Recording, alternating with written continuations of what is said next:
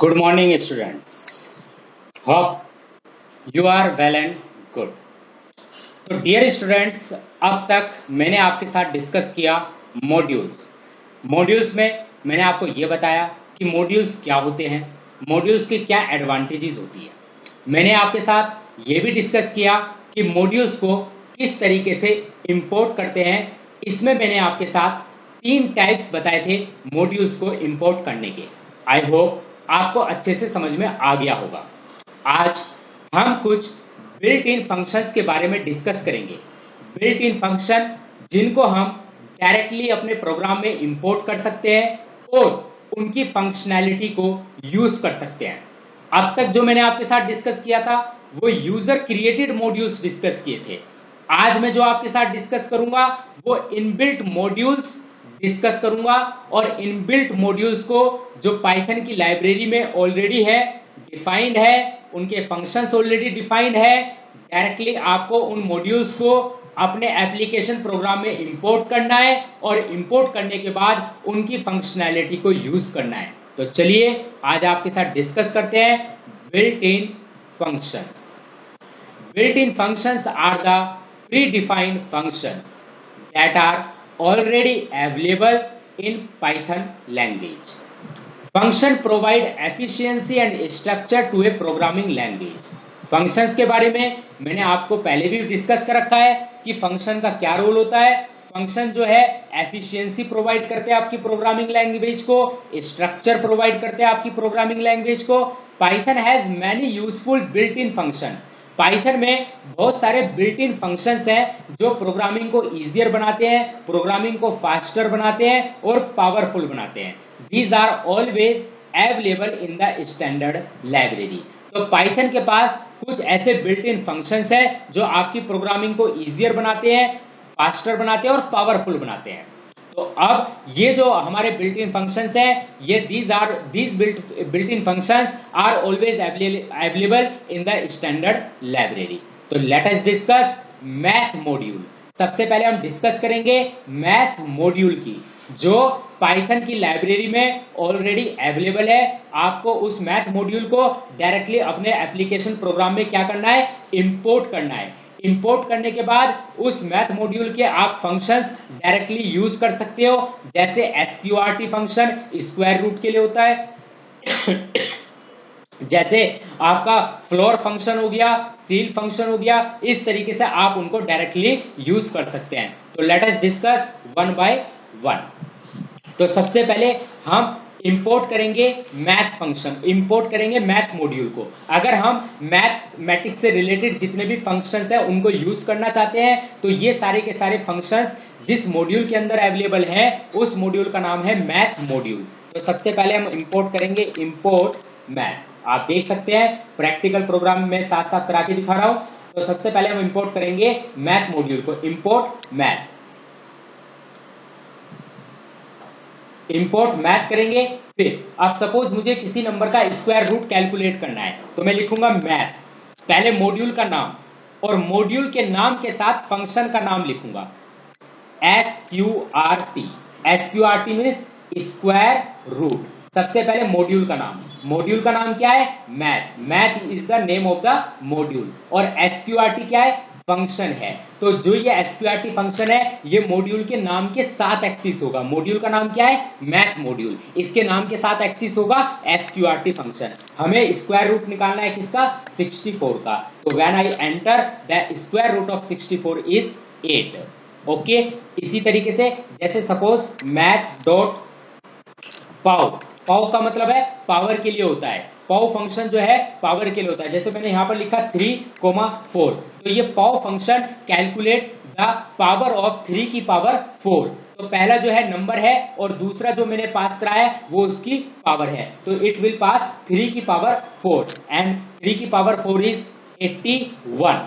ठीक, similarly math dot fabs, ये एक फैब्स फंक्शन है, FABS, फैब्स फंक्शन है। तो ये फैब्स फंक्शन क्या करता है, एक्चुअली ये fabs function actual value return करता है। जैसे सपोज मैंने यहां पर लिखा -k 56.678, तो इट विल रिटर्न 56.678। तो fabs function return the actual value of the number. तो माइनस के 56.678 है, लेकिन जो एक्चुअल वैल्यू है वो 56.678 है। तो fabs function return the actual value of the number.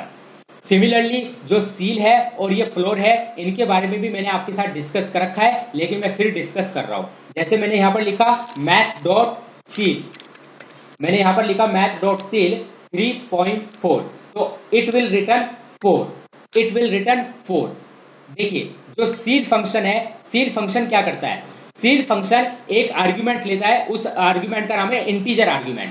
तो it will return the nearest value to that integer which is greater than the past integer.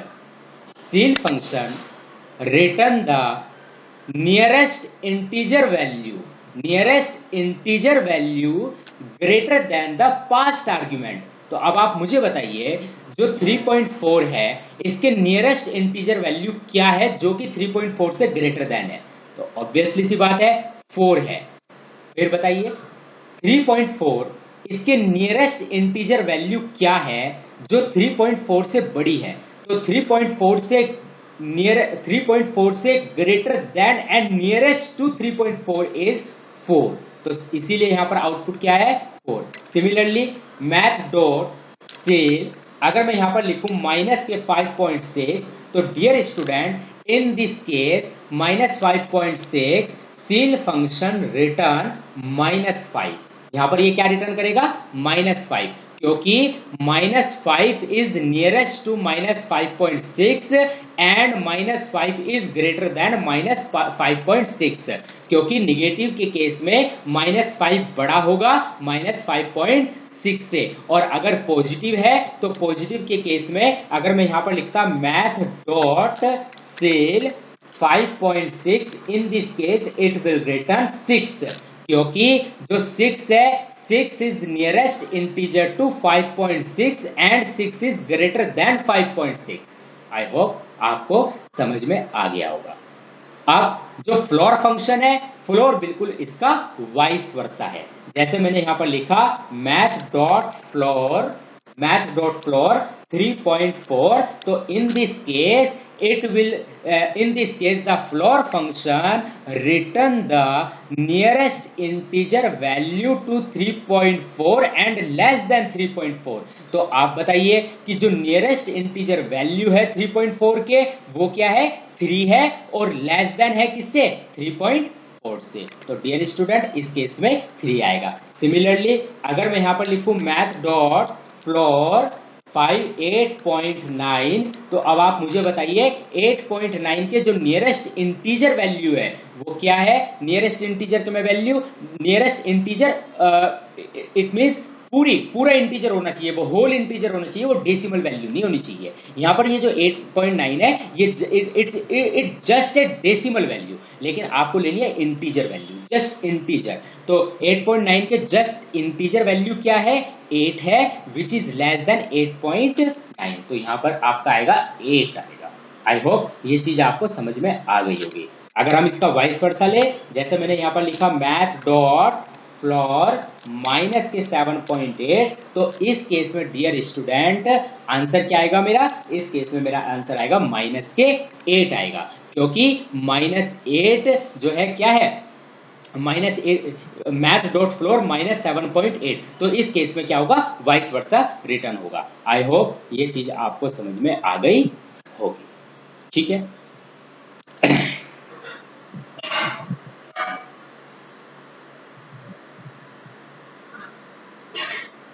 क्योंकि अब जो ये वैल्यू आई है -7.8, this -7.8 is less than this -7.8 is less than -8। यहाँ पर बिल्कुल floor जो है बिल्कुल रिवर्स है किसका? सील का। एक तरीके से आप ये समझ लीजिए कि जो फ्लोर फंक्शन है, फ्लोर क्या होता है? फ्लोर को अगर मैं इंग्लिश में इसको अगर इंग्लिश में मैं इसका वर्ड बताऊं तो फ्लोर मीन्स क्या है? फर्श, और सील मीन्स क्या है? छत, एक तरीके से रूफ। तो ऑब्वियसली सी बात है जो रूफ है उस पर हम ग्रेटर वैल्यू लेंगे और जो फ्लोर है उस पर हम कम वैल्यू लेंगे। तो जो भी आप फ्लोर और सील के अंदर वैल्यू पास करेंगे वो बिल्कुल मिड की वैल्यू होगी। वो क्या होगी? बिल्कुल मिड की वैल्यू। अगर उसने सील वैल्यू पूछा है तो सील वैल्यू क्या होगी? बड़ी होगी इससे, और अगर फ्लोर वैल्यू पूछा है तो इससे छोटी होगी। ध्यान रखिए, फ्लोर मीन्स ये फर्श, फ्लोर मीन्स फर्श, और सील मीन्स छत। अगर उसने मान लीजिए, अब जो भी वैल्यू आप दे रहे हैं फ्लोर और सील के अंदर, वो बिल्कुल यहां पर है, ठीक है ना, वो बिल्कुल यहां पर है। अगर उसने पूछा सील तो कहां जाएंगे, ऊपर। अगर उसने पूछा फ्लोर तो कहां जाएंगे, नीचे। आई होप ये चीज आपको समझ में आ गई। चलिए आगे बढ़ते। इनके बारे में मैंने बता भी रखा है कि इन फंक्शंस का रोल क्या है। फ्लोर का रोल क्या है, SQRT, seal function, floor function, पाउ फंक्शन, फैप्स फंक्शन, इनके बारे में मैंने बता भी रखा है कि इनका रोल क्या है। अब डिस्कस करते हैं आपके साथ रैंडम मॉड्यूल। मैथ मॉड्यूल का क्या यूज है, मैंने आपके साथ डिस्कस किया मैथ मॉड्यूल। अब हम डिस्कस करेंगे आपके साथ रैंडम मॉड्यूल।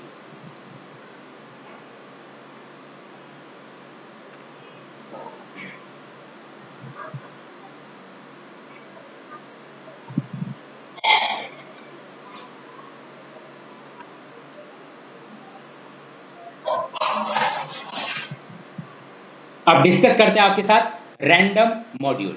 रैंडम मॉड्यूल क्या है, जो रैंडम नंबर जनरेट करता है वही है random module. Random module is used to generate random numbers. Basically जो रैंडम मॉड्यूल है वो रैंडम नंबर जनरेट करता है।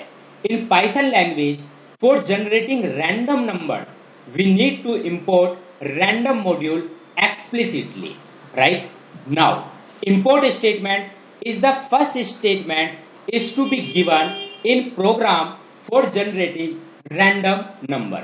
अगर आप रैंडम नंबर जनरेट करना चाहते हैं तो सबसे पहले आपको रैंडम मॉड्यूल को इंपोर्ट करना पड़ेगा, ठीक है। तो सबसे पहले आप इंपोर्ट करेंगे रैंडम मॉड्यूल को। इसके बाद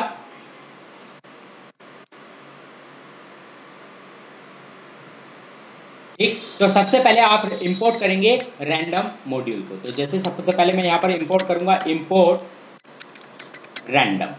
क्या इंपोर्ट करूंगा, इंपोर्ट रैंडम। इसके बाद अब इसके अंदर फंक्शंस देखते हैं कि इस मॉड्यूल के अंदर कौन कौन से फंक्शंस हैं जिनको हम एक्सेस कर सकते हैं और उन फंक्शन का क्या रोल है। तो सबसे पहले फंक्शन आपके पास आता है rand range, RAND function, rand range function. This method generates an integer between its lower and upper argument. By default the lower argument is 0।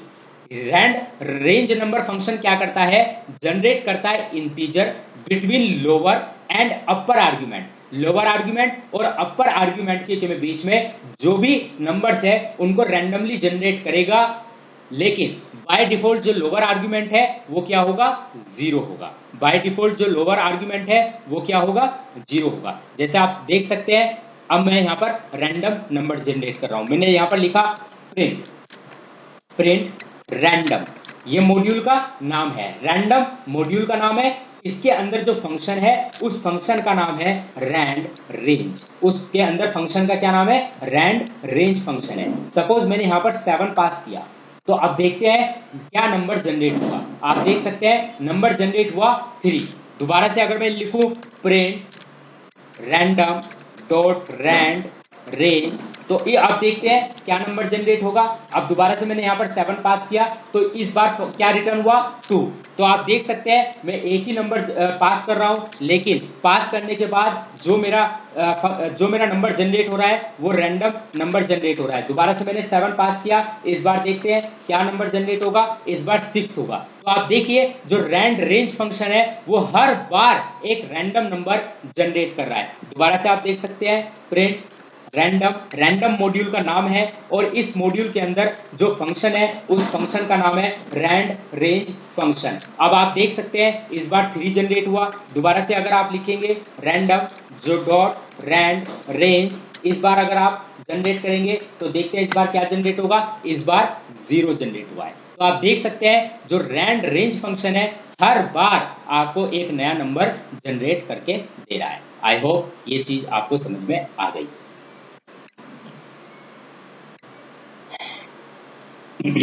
अब रैंडम फंक्शन, मॉड्यूल का नाम क्या था, रैंडम। फंक्शन भी है, रैंडम एक फंक्शन भी है, मॉड्यूल का नाम भी है, रैंडम एक मॉड्यूल का नाम भी है, और रैंडम एक फंक्शन भी है। अब बात करते हैं रैंडम फंक्शन की। This function generate a random number from 0 to 1। ध्यान रखिएगा 0 to 1, 0 to 1 के बीच में रैंडम फंक्शन वैल्यू जनरेट करता है। जो रैंड रेंज फंक्शन है वो किस तरह से वैल्यू जनरेट करता है वो मैंने आपको बता दिया है। वहां पर आपको क्या करना पड़ेगा, जो रैंड रेंज फंक्शन है लोअर आर्ग्यूमेंट और अपर आर्ग्यूमेंट के बीच में वैल्यू जनरेट करता है। बाय डिफॉल्ट लोअर आर्ग्यूमेंट क्या होता है, 0 होता है। जैसे मैंने लिखा रैंडम डॉट रैंड रेंज 7, तो ये 0 से लेकर 7 के बीच में जितनी भी वैल्यू है उनको जनरेट करेगा। लेकिन जो ये रैंडम फंक्शन है, ये जो रैंडम फंक्शन है, this random function generate a random number from 0 to 1, 0 और 1 के बीच में ही वैल्यू जनरेट करेगा। सच एज मैंने एक एग्जांपल से दे रखा है 0.61834 इस टाइप की value. This function can be used to generate pseudo random floating point values. Basically pseudo random floating point values, एक तरीके से फ्लोटिंग पॉइंट वैल्यू जनरेट करेगा ये। It takes no parameter, it takes no parameter. जैसे rand range function parameter ले रहा था, आपको पास करना पड़ेगा argument, integer argument.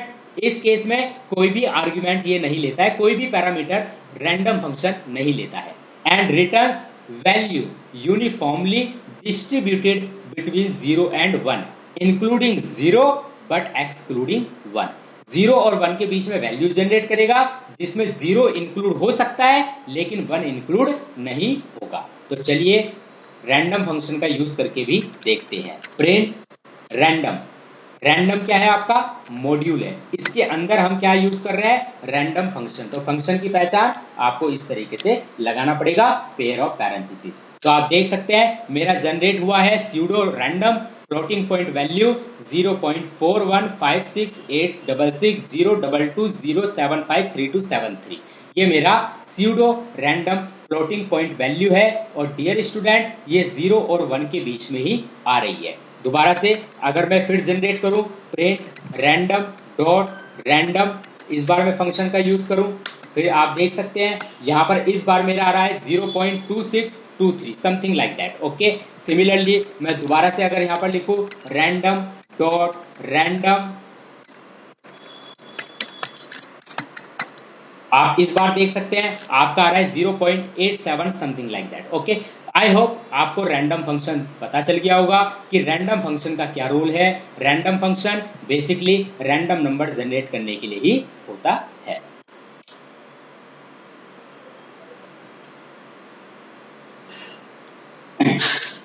Keep always remember that every time we are executing this program, it shall display a different value as random method always picks up any value from the given range। हर बार ये given range से एक नई value generate करेगा। मतलब that means 0 और 1 के बीच में ही कोई pseudo random floating point number generate करेगा। तो इस तरीके से रैंडम फंक्शन अपने में रोल प्ले करता है। आई होप ये चीज आपको समझ में आ गई हो।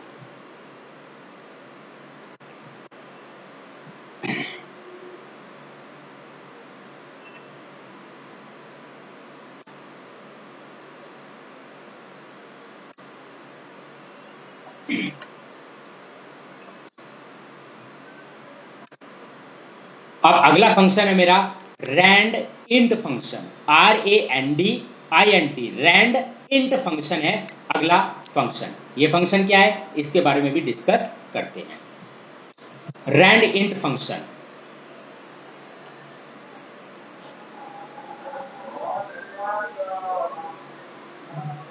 Rand int function, this function accept 2 parameter. ये जो रैंड इंट फंक्शन है ये 2 पैरामीटर पास करता है, एक्सेप्ट करता है A and B as the lowest and highest number. A क्या है, लोएस्ट नंबर, B क्या है, highest number. Return a number n, capital N, एक नंबर रिटर्न करेगा capital N in the inclusive range. A n जो है वो ग्रेटर देन होगा A से और इक्वल टू भी हो सकता है, और लेस देन होगा किससे, B से और इक्वल टू भी हो सकता है। कहने का मतलब यह है कि जो n है वो A और B के बीच में और मे भी इक्वल हो सकता है। This function generate a random integer number between 2 given number. ये जो रैंड इंट फंक्शन है, ये जो रैंड इंट फंक्शन है, this function generate a random integer number between two given number, दो गिवन नंबर के बीच में रैंडम इंटीजर नंबर जनरेट करेगा। This function is the best suited for guessing number application. ठीक है, तो चलिए हम देखते हैं किस तरीके से ये अपना रोल प्ले कर रहा है।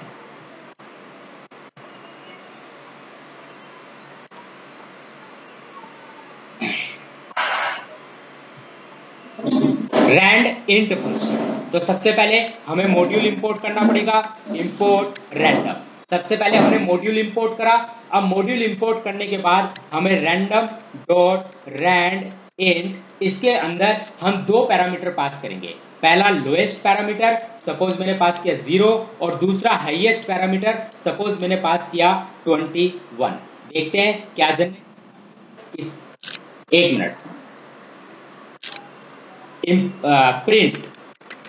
Print random dot randint 0,21। तो इसने क्या जनरेट किया, 6 जनरेट किया। दोबारा से हम देखते हैं, दोबारा से देखते हैं, अब इसे चेंज कर देते हैं। अब यहां पर जो है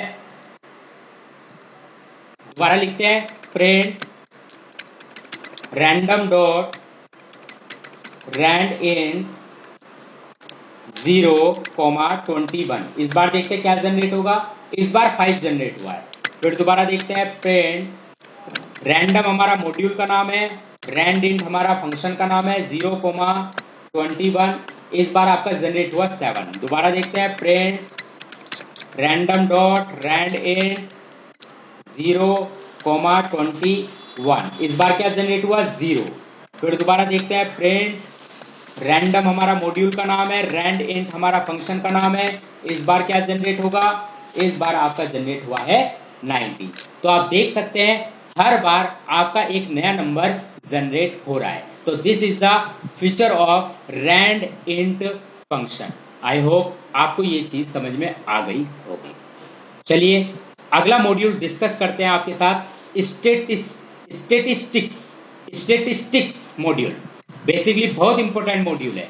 आपने देखा होगा, अगर आप 7th 8th क्लास में आपने मोड, मीडियन, इस टाइप के क्वेश्चन करे होंगे कि मीन वैल्यू कैसे निकालते हैं। आपके पास एक गिवन नंबर ऑफ डाटा है, आप उसमें मीन वैल्यू कैसे निकालते हैं, आप मोड वैल्यू कैसे निकालते हैं, आप मीडियन कैसे निकालते हैं। तो मीन, मोड, मीडियन, इस टाइप की आपके पास अगर गिवन नंबर ऑफ डाटा है और उसका मीडियन और इसका मोड और आप उसका मीन अगर आपको कैलकुलेट करना है, तो इसके लिए पाइथन में जो स्टैंडर्ड लाइब्रेरी है उसके अंदर जो मॉड्यूल है, उस मॉड्यूल का नाम है स्टैटिस्टिक्स मॉड्यूल। पाइथन लाइब्रेरी एक मॉड्यूल प्रोवाइड करती है, उस मॉड्यूल का नाम है स्टैटिस्टिक्स मॉड्यूल।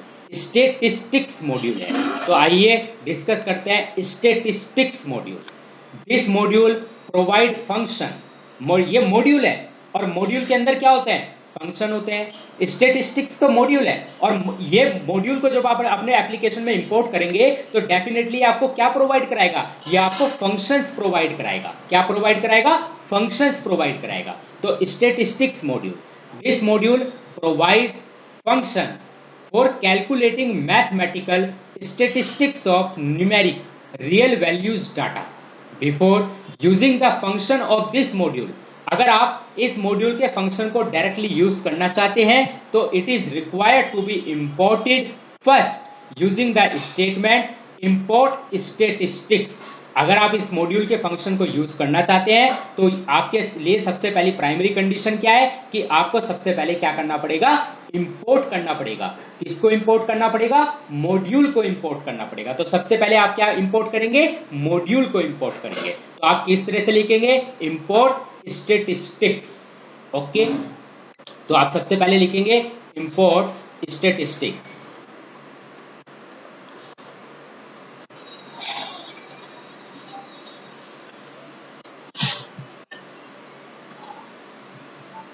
ओके, तो सबसे पहले आपका रोल क्या होगा, इंपोर्ट स्टैटिस्टिक्स। आप सबसे पहले इंपोर्ट करेंगे मॉड्यूल को। आपने मॉड्यूल को इंपोर्ट करा। अब मॉड्यूल इंपोर्ट करने के बाद आप इसके फंक्शंस को डायरेक्टली यूज कर सकते हैं। ठीक है, डायरेक्टली यूज करेंगे लेकिन मॉड्यूल के नेम के साथ। और मॉड्यूल के नेम के साथ मैंने आपको बताया था किस तरीके से डिस्कस करते हैं, मैंने आपको मॉड्यूल अच्छे तरीके से पढ़ा रखा है, किस तरीके से इंपोर्ट करते हैं, किस तरीके से उसके फंक्शन को कॉल करते हैं, ये सब बता रखा है। लेकिन वो मैंने बताया था यूजर क्रिएटेड मॉड्यूल। आज मैं आपके साथ डिस्कस कर रहा हूं इनबिल्ट मॉड्यूल। तो इनबिल्ट मॉड्यूल है, आपने इंपोर्ट करा स्टैटिस्टिक्स को, अब इस मॉड्यूल के अंदर आपके कुछ फंक्शंस हैं जिनको आपको क्या करना है, यूज करना है। तो पहला फंक्शन है डियर स्टूडेंट मीन फंक्शन। क्या नाम है, mean function. The mean method calculate the arithmetic mean of the numbers in A list. तो जो मीन फंक्शन है वो कैलकुलेट करता है आपका अर्थमेटिक मीन, इसका नंबर्स का, जो आपके लिस्ट के अंदर नंबर्स है। तो कहने का मतलब यह है कि जो आपका मीन मेथड है वो क्या लेता है, लिस्ट एक्सेप्ट करता है। क्या एक्सेप्ट करता है, लिस्ट एक्सेप्ट करता है। और list pair of square bracket के अंदर ही हम डिफाइन करते हैं। लिस्ट को हम किसके अंदर डिफाइन करते हैं, पेयर ऑफ स्क्वायर ब्रैकेट के अंदर हम लिस्ट को डिफाइन करते हैं। List items are separated with commas enclosed within a pair of square bracket. Okay, तो ये जो मीन फंक्शन है उसका क्या जनरेट करेगा, मीन जनरेट करेगा। जैसे आप देख सकते हैं यहां पर आपने लिखा प्रिंट मीन, सॉरी पहले मॉड्यूल का नाम आएगा स्टैटिस्टिक्स, क्योंकि मॉड्यूल का ही फंक्शन है, मॉड्यूल के नाम के साथ ही कॉल होगा। आप यहाँ पर लिस्ट पास करेंगे 1, 2, 3, 4, 5, 6, 7, 8, 9, 10। ओके, ये आपने लिस्ट पास करी। अब इसका यहाँ पर क्या कैलकुलेट होगा, यहाँ पर इसका मीन कैलकुलेट होगा। तो आप देख सकते हैं जो इसका मीन आ रहा है वो 5.5 आ रहा है। मीन कैसे आया, सभी वैल्यूज को जोड़कर डिवाइड करना है किससे, 10 से। अब 1 + 2 + 3 + 4 + 5 + 6 + 7 + 8 + 9 + 10, how much, it is 55 and divided by how many number और how many items in the list, 10 items. तो 55 / 10 = 5.5। आई होप ये चीज आपको समझ में आ गई होगी कि मीन किस तरीके से वर्क करता है। आइए आगे बढ़ते हैं।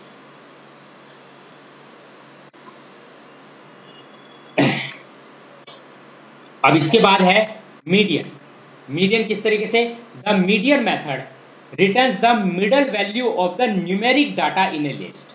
बेसिकली क्या रिटर्न करता है, ये मिडल वैल्यू रिटर्न करता है। जो भी आप न्यूमेरिक डाटा है लिस्ट के अंदर उसकी मिडल वैल्यू रिटर्न करता है।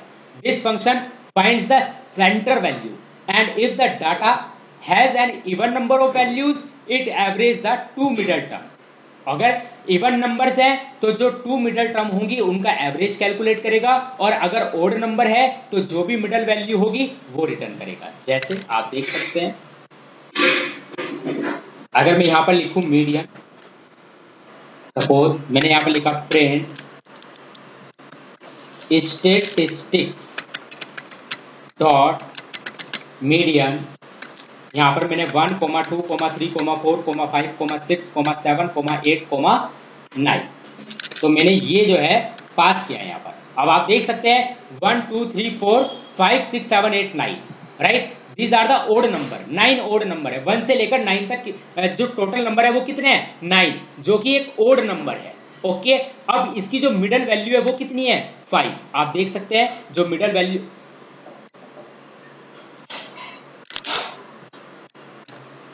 तो इसने क्या रिटर्न किया, 5, क्योंकि मिडल वैल्यू क्या है, 5 है। आप देख लीजिए 1, 2, 3, 4, 6, 7, 8, 9, तो बीच में क्या है, 5, तो 5 ही क्या है, मिडल वैल्यू। तो मीडियन फंक्शन ने क्या रिटर्न करा, 5 रिटर्न करा, जो कि एक जो कि एक मिडल वैल्यू है। अगर हमारे पास यहाँ पर इवन नंबर ऑफ वैल्यूज होती, इवन नंबर ऑफ आइटम्स होते, तो किस तरीके से आता, तो जो स्टैटिस्टिक्स डॉट मीडियन 1, 2, 3, 4, 5, 6, 7, 8, 9, 10। अब इस केस में जो आपके पास 1 से लेकर 10 तक आपके पास ये लिस्ट के अंदर नंबर्स हैं, तो इसमें जो मिडल 2 एलिमेंट्स हैं वो कौन कौन से हैं, आपके पास 1, 2, 3, 4, 5, 6, 7, 8, 9, 10। तो आपके जो इसमें मिडल 2 टर्म्स हैं वो आपके हैं 5 और 6, क्योंकि देखिए 1, 2, 3, 4, 5, 6, 7, 8, 9, 10, 4 इधर 4 इधर, और बीच में जो दो मिडल टर्म्स हैं वो कौन सी है, 5 और 6।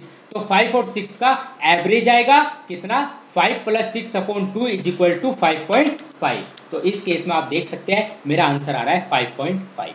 तो डियर स्टूडेंट, इस तरीके से आज मैंने आपके साथ डिस्कस किया आज मैंने आपके साथ इनबिल्ट फंक्शन को डिस्कस किया। इनबिल्ट फंक्शन में मैंने आपके साथ मैथ मॉड्यूल को डिस्कस किया, उस मैथ मॉड्यूल की फंक्शनैलिटी को डिस्कस किया।